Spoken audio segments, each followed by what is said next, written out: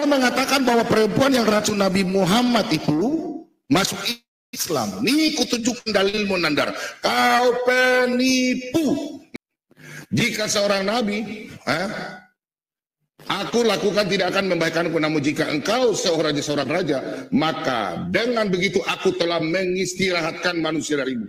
Rasulullah Sallallahu Alaihi Wasallam lantas memerintahkan apa nih Nandar? Kau penipu Nandar. Nih, memerintahkan agar wanita itu dibunuh.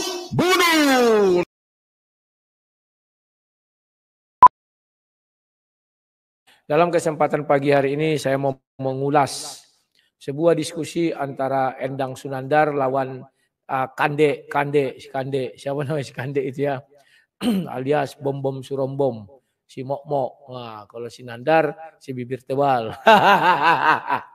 Jadi dua orang pelawak lagi, yang satu badut, yang satu pelawak lagi berdebat ya. Saya melihatnya lucu sekali mereka ini berdebat ya kawan-kawannya. Saya objektif dalam hal ini menilai ya. Karena kalau saya subjektif artinya saya tidak cocok menjadi seorang yang bisa memberikan pendapat. Jadi saya objektif saja bahwa diskusi mereka itu diskusi paling lucu sedunia. Tapi seru juga ya. Di situ mereka berbicara tentang nabi palsu. Maka Sinandar berusaha menjadikan Yesus nabi palsu karena mati diracun kan ya. Dengan mengambil yang koral yang di dalam laut atau batu dikasih cuka. Jadi si Bom nggak menjawab itu. Ya harusnya dia jawab ya bahwa menurut ilmu pengetahuan juga itu adalah obat penenang ya. Kalau terjadi campuran itu jadi obat penenang, kecuali di laut bagian dalam itu memang racun. Kalau laut luar katanya bagian permukaan itu menjadi obat penenang ya. Artinya biar jangan sakit sekali perasaannya, begitulah. Ya, ada saya baca, nanti kita buka aja lah ya. Kemudian dia bilang, Rasul Paulus juga nabi palsu karena mengarungi lautan katanya. Sinandar ini lucu ya, bahwa memang nggak mungkin lah itu Rasul Paulus mengarungi lautan, jadi semua yang mengarungi lautan menjadi nabi palsu, kan enggak begitu kawan. Musa nabi palsu karena dia juga menyeberangi lautan. Bukan, Joshua menyeberangi lautan, yang lain-lain orang Israel itu menyeberangi lautan. Atau yang pergi berlayar kayak Petrus, kan masuk ke laut juga itu ya. Berarti juga palsu, Yohanes palsu. Kan ini pernyataan-pernyataan sinting dari Sinandar yang enggak dijawab oleh Pak Bom ya. Sayang sekali, jadi debatnya itu kurang menarik. Di situ saya lihat Pak Bom hanya punya meniru Zulkifli. Pak Bom ini setali tiga uang dengan Zulkifli. Mereka bukan berdebat, bukan menyatakan kebenaran, tapi memiliki ruang untuk hujat. Ruang tembak untuk menghujat, memaki. Nah, itulah kesempatan dia di situ. Tapi saya pikir sah-sah saja. Karena juga Zuma seperti itu ya. Maka Bom tidak salah juga melakukan balasan. Sekarang ini yang terjadi kan balas-membalas. Bom ini sama persis dengan Zuma. Kemunafikannya luar biasa. Dia bilang kemarin gak mau berdebat dengan Zuma di TikTok gara-gara koinnya Zuma lebih banyak dari dia. Sekarang dia mau berdebat sama Nandar. Pertama-tama sih slow, begitu koinnya meledak dia senang kali. Kalau saya bilang saya mau berdebat dimanapun, TikTok apa-apa. Dan ketika saya berdebat saya bilang ya bantu kalian lah koin ini karena nanti dia ejek-ejek kan. Kalau si Bom sok-sok gengsi tapi begitu koinnya meledak senang kali dia. Malam tadi kulihat 70.000 dapatnya 70 kali 35. 70 kali 5, $350. Iya $350 atau sekitar 5 jutaan dia dapat kalau tidak berbagi dengan si TikTok. Saya harus objektif dong, semuanya harus saya ulas. Nah, sementara si Bom setiap diajak duet 2 lawan 2 nggak berani kalau di TikTok. Padahal malam tadi dia di TikTok, orang ini munafik sama dengan Zulkifli.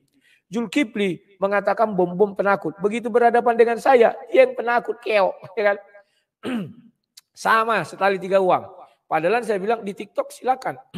Saya nggak peduli mau ada koin mau tidak ada koin, penting ku bal-bali kau bilang kan. Tapi kalau dengan Sinandar ya kami kan asik-asik saja. Dengan catatan kami ingin juga menghidupi misi kami masing-masing. Kan begitu ya. Tidak ada orang yang tidak ingin menghidupi misinya masing-masing. Kalau dia mati prematur ya bagaimana misinya atau cita-citanya bisa tercapai, maksud-maksudnya bisa tercapai. Ya. Jadi kawan-kawan, inilah bom-bom ini bangsa paling munafik sedunia yang pernah aku perhatikan ya. Dia mengatakan sama si Zulkifli, kau mau cari koin, pandai bukan cari koinnya tadi malam. Aku meninjau dari situnya, jijik kali aku lihat orang seperti itu, kawan. Saya nggak tahu kenapa saya jijik melihat orang-orang seperti itu ya. Karena saya ini orang apa adanya. Apa yang saya katakan itulah saya cari koin ya, saya cari memberitakan kebenaran, iya semuanya. Kalau dia kan sok-sok nggak butuh koin, padahal butuh kali kawan. Tapi kalau berhadapan dengan Zuma, nanti koin Zuma, dia mau cari koin aja. Jijik kali aku lihat kau, aku bilang kan. Makanya diajak lagi sama Nandar kemarin, 2 lawan 2 berani nggak bom-bom. Tetap dia nggak berani kawan. Kamu on. Sementara dia berani sama si Zulkifli 100 lawan 1 kawan. Kemalu kita buatnya. Orang itu 6 di situ merasa hebat. Lawannya Zulkifli 1. Enggak tahu malu. Makanya bilang memang kumpulan kepala kotor itu semua di ruang si bom-bom itu. Dulu kan sudah aku bilang itu. Kalian ini yang dinamakan kotor hulu aku bilang. Ya. Marah si King David. Saya laporkan, ada pengacara saya. Ikut bapak kau suruh, aku bilang kan. Saking palaknya bukan. Nah, jadi ini memang satu kelucuan yang mereka pamerkan, pertontonkan, dan dikonsumsi orang banyak. Gak tahu malu diberinya ruang sama Zulkifli. Zulkifli mana mau tahu dia itu menang atau kalah. Mana mau tahu dia memberitakan kebenaran atau tidak. Penting bisa menghujat Yesus. Penting bisa menghujat Kristen. Kalau si Nandar masih agak sedikit lebih di bawah Zulkifli, lebih soft. Dia menghujat juga, tapi ditunjukkan ada datanya. Kalau Zulkifli mana ada? Dia kan bicara sendiri. Khotbah. Katanya, tidak ada kawan. Ini dibiarkan si bom-bom dan kawan-kawan. Dan mereka lucunya 5 lawan 1, 6 lawan 1. Enaklah si Zulkifli bilang, 6 orang yang ada di ruang ini. Kan mereka terhina, tapi buka tembok juga, nggak tahu malu. Sudah dihinain Zulkifli, bangga pula itu. Kan lawak ya. Ini yang aku bilang munafikun ini harus dikikislah dari kekristenan. Ya. Oke. Sekarang kita lihat diskusinya ya. Di sini si Nandar memaksakan, kan Nabi Muhammad katanya dibukanya hadis. Bom-bom bilang mati diracun. Nandar bilang enggak. Nandar bilang malah dia menjadi mu'alaf. Si Nandar memaksakan mu'alaf, si bom-bom bilang enggak, mati dibunuh katanya. Kita saksikanlah kebenarannya ya, nanti saya beri ulasannya sedikit. Ini dia diskusi malam tadi. Munafik. Setelah insiden itu, wanita pembunuh racun itu langsung masuk Islam saat itu juga di hadapan Rasulullah. Setelah diinterogasi, kenapa kamu meracun aku? Kemudian wanita itu menjabarkan, kalau kau adalah nabi, kau tidak akan mati. Tetapi kalau kamu adalah bukan nabi, kau mati. Ternyata sahabatnya Al-Bara itu meninggal dunia setelah memakan racun itu. Tapi Nabi Muhammad, makanya kalau belajar tentang Islam itu harus komprehensif. Sejak kapan terjadi peristiwa peracunan itu? Peristiwa itu terjadi pada tahun 6 Hijriah. Sedangkan Nabi Muhammad meninggal dunia pada tahun 11 Hijriah. Mana ada racun sianida bisa bertahan 4 tahun, 5 tahun, bom-bom. Tadi sudah saya jawab. Ya. Di sini si Nandar langsung mengatakan racun itu sianida. Dari mana jalannya itu sianida? Kan inilah ohnya orang ini berdebat. Faktanya tidak ada dikatakan sianida. Sianida itu kan racun-racun zaman modern itu. Zaman dulu kala paling racun hewan, racun kodok, racun ular, racun kaleng daging. Kan begitu-begitu ya. Tiba-tiba muncul racun sianida. Si bom-bom nggak tahu itu apa sianida. Yang penting dia bagaimana menghujat Islam itu, menghujat Muhammad itu.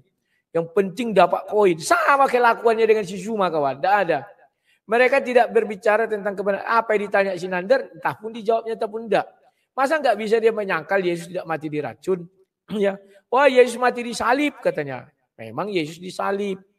Ya, tetapi kan ada dibilang si Nandar, dia dikasih apa itu ya, sejenis kerang, apa ya, bunga karang itu, bunga karang. Nah, itu ya. Dicampur dengan zat asam itu ya, cuka. Jadi katanya itu menjadi sebuah racun. Si bom-bom menjelaskan dong, ya. Sementara dia tidak mau itu, yang dia hujat terus Muhammad mati diracun. Kasian juga aku lihat si Nandar. Sesudah itu ada sifat tidak terpuji dari si bom-bom. Nanti kita lihat ya. Dan saya benci kali kalau saya berdebat, sifat tidak terpuji dari si bom-bom ini ditampilkan orang. Dibuat tepuk tangan. Dulu kan si Nandar suka kali buat tepuk tangan. Benci kali aku kawan. Dan aku bilang tolong itu dimatikan tepuk tangannya loh. Karena itu bisa memancing emosi lawan. Dan itu tidak dibenarkan di dalam sebuah debat. Apalagi kita bicara akademis apa. Nggak bisa kawan. Kita berdebat aja. Kita lihat nanti sifat tak terpuji dari si Bom Bom ya. Saya objektif saja kawan. Nah sekarang apa yang dibilang si Nandar dibantah oleh Bom Bom. Nah ini. Nandar memualafkan si Anu itu. Yang tadi itu si Bom Bom mengatakan tidak. Itu terbunuh. Lihat ya. Kau penipu. Kau mengatakan bahwa perempuan yang racun Nabi Muhammad itu masuk Islam. Nih kutunjukkan dalilmu Nandar. Kau penipu. Nih, kutunjukkan kau nanya. Ya. Nih, tunggu kau penipu. Kau tipu kami semua. Kau memang penipu, pendusta kau. Ya, kau lihat ini Nandar. Ya, nih. Jika seorang nabi, aku lakukan tidak akan membahayakanku, namun jika engkau seorang raja, maka dengan begitu aku telah mengistirahatkan manusia darimu. Rasulullah sallallahu alaihi wasallam lantas memerintahkan apa nih Nandar? Kau penipu Nandar. Nih, memerintahkan agar wanita itu dibunuh. Nabi palsu yang membunuh orang. Bukan masuk Islam Nandar, kau penipu. Kedar, makasih jin botol ada kumpa bom itu. Maka ia pun dibunuh. Nabi apa yang membunuh? Karena nabimu tidak melakukan 10 hukum Taurat. Jangan membunuh. Nabimu membunuh Nandar. Kau tidak menjelaskan. Berarti nabimu di luar Israel tidak melakukan 10 hukum Taurat. Kutembak kau. Ya, membunuh perempuan dibunuh. Kemudian aku berkata sakit yang membawaku kepada kematian. Ini ngaku loh. Nabi mati. Aku masih merasakan apa yang pernah aku makan di Khaybar. Dan sekarang adalah waktunya terputus punggungku. Nandar, Nabi mati diracun. Kau pembohong. Sekarang kau bawa ke Matius Nandar. Nih, ini perikopnya ya. Untuk Nabi palsu, bukan untuk Paulus. Kau baca yang terakhir dah. Ini bukan untuk yang Paulus. Ini apa nih? Ini. Kau lihat. Baca bahasa Indonesia baik-baik. Kau penipu ya. Pada hari terakhir. Sekarang saja belum hari terakhir nih. Pada hari terakhir. Berarti nanti akan datang ya. Orang akan berdoa. Tuhan. Ini untuk orang. Memang ini untuk orang yang mengaku kenal Yesus. Untuk Ustaz Kenama. Saya dibaptis. Saya percaya Tuhan Yesus. Macam Nandar. Saya melakukan. Yesus sujud. Yesus menyembah kepada Allah. Oh tidak ada. Itu kalian. Ini ya. Ya. Jadi kau belum jawab. Nabi Nuh tidak melakukan 10 hukum Taurat. Cerar. Makanya mati diracun. Ini saja ya. Sesuai. Kau bilang perempuan ini kau sudah pembohong. Kau sudah bohong di sini ya. Kau bilang perempuan itu tidak dibunuh menjadi Islam. Ini dibunuh ini. Baca baik-baik Nandar ya. Cedar. Selesai Nandar. Tunggu kau kasih lihat dulu. Dadar kau belum jawab Nandar ya. Ini Sahih. Hadis Bukhari 2939. Masa Nabi disantet? Nandar. Paulus tidak bisa disantet. Dalam nama Yesus setan lari dari Paulus. Dalam nama Yesus. Yesus katakan dalam Yohanes 14 ayat 14. Jikalau engkau menyebut namaku, aku akan melakukannya. Nama Yesus berkuasa di bumi maupun di surga. Dan semua sudah terbukti. Nandar, saya mau tanya Nandar. Oh haleluya. Tuhan Yesus dahsyat. Nandar kau lihat itu. Hari ini kau tewas. Pertanyaan saya Nandar. Di kitab Yahudi kau tunjukkan, adakah nabi-nabi dari Israel ada yang kena santet? Seperti nabimu yang kena sihir ini? Nih. Terbayang, nabi kena sihir? Kau belum jawab. Berarti nabi palsu kena sihir. Nabi palsu melakukan 10 hukum Taurat, mati diracun. Nabi suruh membunuh. Kau belum jawab. Siapa menjadi saksi di goa? Ulangan 19 ayat 15 bahwa Nabi Muhammad harus ada yang bersaksi. Siapa yang kata Nabi Muhammad jadi Nabi? Kau jelaskan. Pertanyaanku sangat banyak. Tadi kau melenceng, kau sengaja mengalihkan ke Alkitab Yesus mati diracun. Yesus katakan dalam Matius. Kau lihat ya, saya sudah tidak perlu kasih dalil lagi sebentar. Ya, kau lihat saya punya wajah nih. Supaya jangan coba kau jadi. Kau lihat ini megaloman merah ini. Kau tunjukkan Muhammad siapa yang mengangkat dia jadi Nabi, siapa yang saksi? Nabi dalam kitab Yahudi. Kau tunjukkan satu nabi yang bisa disihir, nabi orang Israel. Tidak ada, hanya nabi palsu. Oh haleluya, jin botol makasih. Nandar, kau kalah kau juga Nandar. Kau kalah. Ya, lihatlah si munafikun ini bilang kau kalah koin Nandar. Kalau gayanya, oh Zulkifli nanti cari koin katanya. Aduh nggak usah kita munafik lah. Apa adanya aja lah. Ya saya cari koin karena saya membutuhkan untuk ganti HP misalnya, untuk beli pulsa, bayar listrik, sebagai-bagai. Nggak usah munafikun. Saya nggak mau berdiskusi dengan Zulkifli di TikTok. Dia cari koin. Pan dia juga cari koin, begitu menang. Kau kalah koin Nandar. Dia tiru-tiru aku juga itu ya. Banyak hal ditirunya ya. Kau penipu.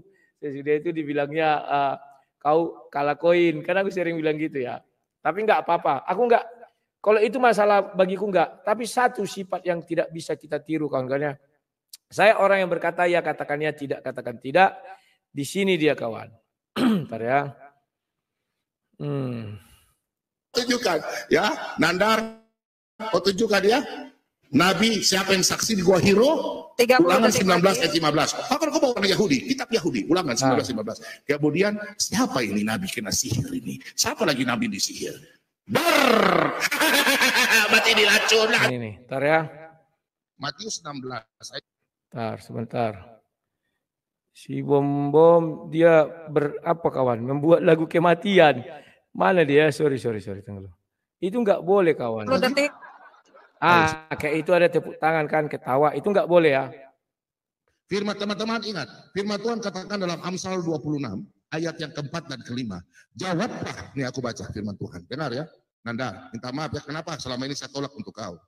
Karena kau tadi sudah saya. Saya baca ya teman-teman, tolong baca firman Tuhan. Terima kasih banyak Tuhan memberkati, sudah dukung Pak Bobom. Amsal 26 ayat 4 sampai selanjutnya.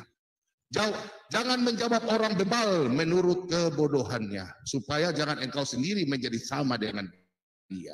Jawablah orang bebal menurut kebodohannya, supaya jangan ia menganggap dirinya bijak. Nandar kau bijak? Enggak, kau penipu. Kau mempelintir, kau bilang saya pelintir, sedangkan kau yang pelintir. Ya, bukan Aen, you yang pelintir, bukan saya. Silakan ya, Nandar, dadah. Masih ada menit lagi? 1 menit 20 detik. Oh ya, itu aku lagu ini.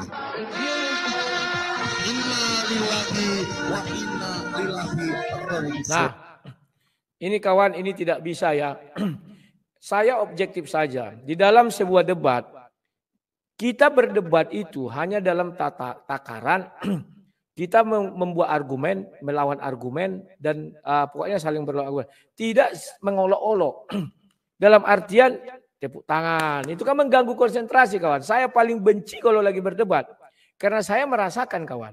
Paling benci saya kalau lagi bicara ada tepuk tangan. Aduh, hilangkanlah itu, selalu saya bilang. Bom paling parah. Membuat lagu-lagu kematian. Innalillahi. Ngapain dibuat-buat seperti itu kawan? Dia apa bedanya dengan Zulkifli, dengan si Kores dan lain-lain. Orang itu kan suka begitu. Kalau lagi apa dibuat yang seperti itu. Apa gunanya? Keuntungannya apa sih? Ini menunjukkan kebodohan kita kawan. Yang tidak bisa kita tolerir dan kita pelihara ini. Hari ini Nandar hancur berpindah luka berdarah.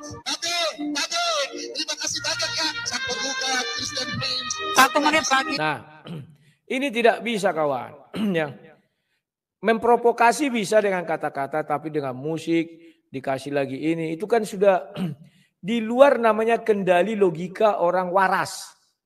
Makanya aku bilang 2 orang tidak waras ini berdebat kan. Yang satu pelawak, yang satu badut. Ya.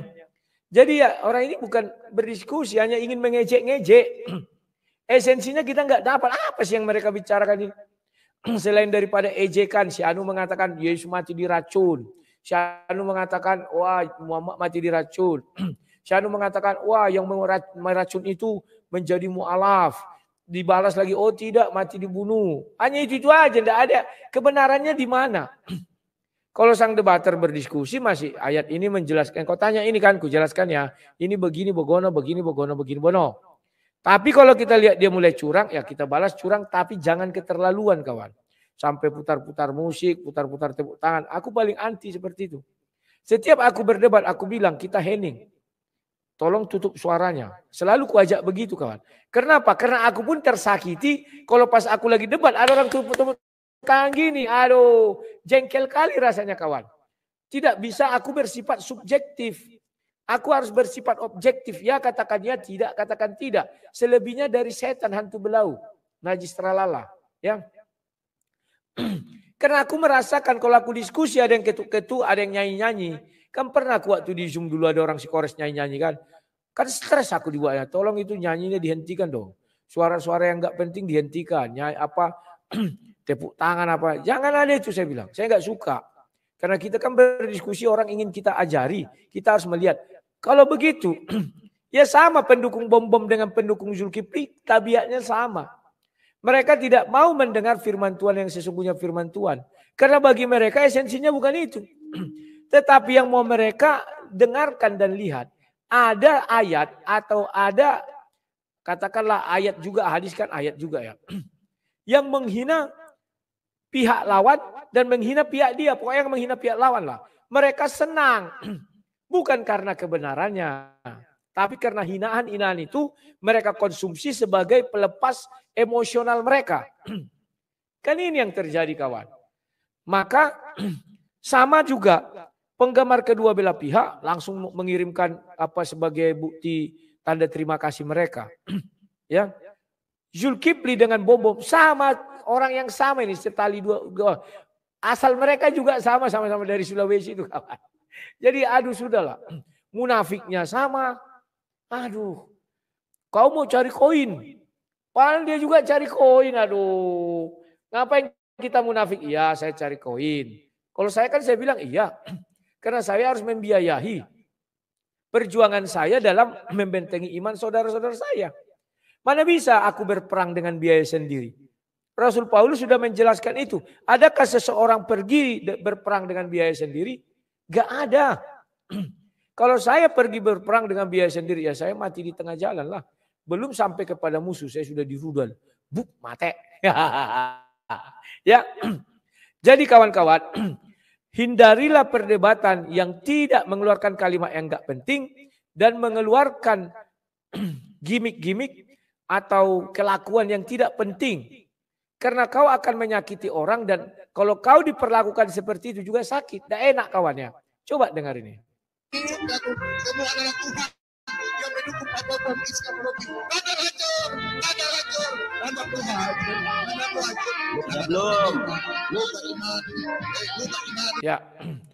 Nandar hancur. Kenapa bom-bom senang? Dia waktu itu udah kuliah 40.000 dapat koinnya. Maka senang dia kawan. Coba masih 2.000, lemas juga kawan barang itu. Ya. Tapi memang Nandar kupikir di situ hancur lah. Hancur, kita objektif aja. Hancurnya kenapa? Karena Nandar tidak punya ruang untuk menghujat Yesus. Tidak punya ruang untuk menghujat Paulus. Kenapa demikian? Karena Yesus tidak pernah melakukan kejahatan apapun. Sementara Paulus melakukan kejahatan tetapi bertobat. Beda dengan Nabi Muhammad misalnya. Karena dia berhubungan dengan banyak orang. Jadi misalnya kan dibilang si bom-bom. Menurut hukum Taurat dia membunuh itu berdosa. Kejahatan itu di mata Tuhan ya. Makanya itulah perbedaannya. Yesus tidak kawin.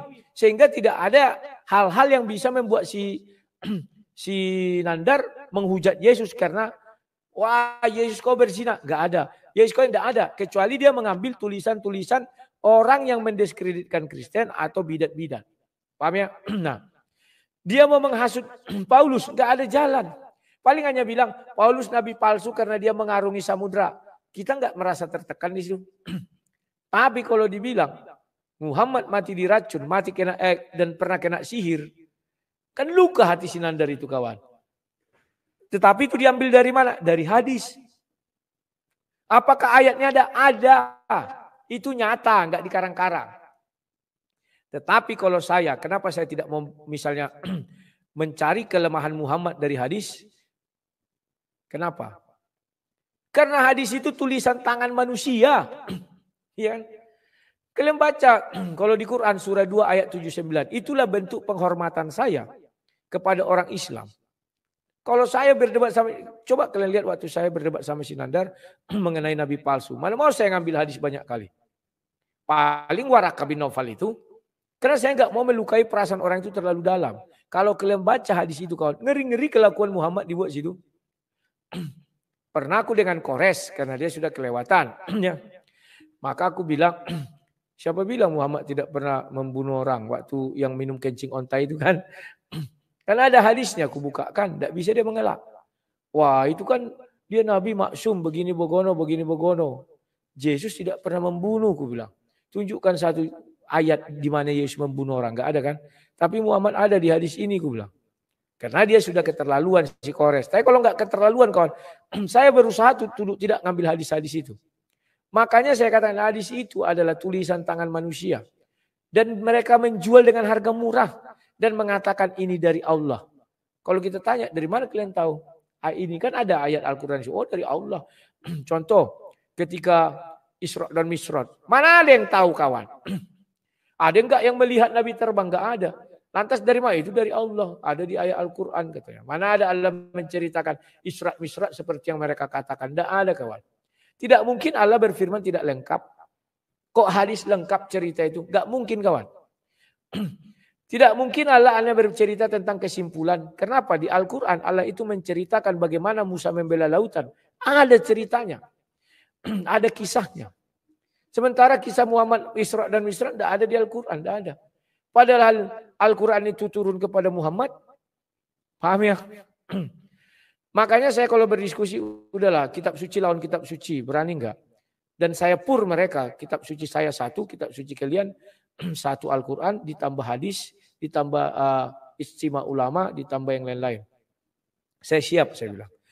Sampai hari ini tidak ada yang berani berdiskusi sama saya mengenai isi kitab suci. Maunya ngalor ngidul, ambil buku-buku dari orang, ambil orang-orang Kristen yang anti, orang-orang Eropa, orang-orang apa dunia yang anti sama Kristen. Saya nggak suka, saya bilang. Ketika kita bicara tentang isi Bible, ajak kita ke suci. Kalian lihat, si Najah ketika kami bicara dosa kemarin, melawan nggak dia? Nggak melawan. Carikan saya satu ayat di mana Muhammad minta ampun dan tobatnya diterima dari Al-Quran. Tidak ada kawan. Wah Yesus berdosa katanya. Ini Mas Rudi, Martin Luther. Itu kan kata Martin Luther. Kata kitab suci mana Yesus. Sudah dihakimi Pilatus dia. Tidak ada dosa saya bilang. Tapi Muhammad bukan saya yang bilang dia berdosa. Allah SWT surah 48 ayat 2. Gitu kawan berdebat. Paham ya? Bukan. Wah. Langsung buat innalillahi. Aduh. Usahakanlah berdebat itu kita punya harga diri. Jangan sampai enggak punya harga diri kawan. Kalau enggak punya harga diri ya seperti itu. Kondisi lagi diskusi, dia nyanyi-nyanyi, dia buat lagu kematian, entah apa-apa itu. Ngapain, enggak penting banget itu. Lawan argumen dengan argumen. Kalau saya kan berdebat gitu. Misalnya saya sudah selesai waktunya masih banyak, ya entah apa-apalah bicara aja saya. Ya kawan-kawan jangan ditiru ya. Jangan kalian tiru hal-hal seperti ini karena mencoreng citra Kristen itu sendiri. Ya pendebat Kristen. Kalau mereka seperti itu kayak si Kores dan lain-lain kalau kumpul-kumpul kan gitu. Itu biarkan. Jangan kita sama dengan mereka. Ya. Hanya sang debater lah yang tidak pernah sama dengan siapapun. Karena saya punya ciri khas sendiri. Gak mau saya seperti ini kawan ya. Saya sangat menghargai mereka. Kecuali ketawa teriak itu hal yang biasa lah. Kalau ini kan sudah keterlaluan ini. Firman teman-teman ingat, firman Tuhan katakan dalam Amsal 26 ayat yang keempat dan kelima. Jawablah, ini aku baca firman Tuhan. Dengar ya, Nanda, minta maaf ya, kenapa selama ini saya tolak untuk kau? Karena kau tadi sudah saya baca ya, teman-teman tolong baca firman Tuhan. Terima kasih banyak, Tuhan memberkati, sudah dukung Pak Bobo.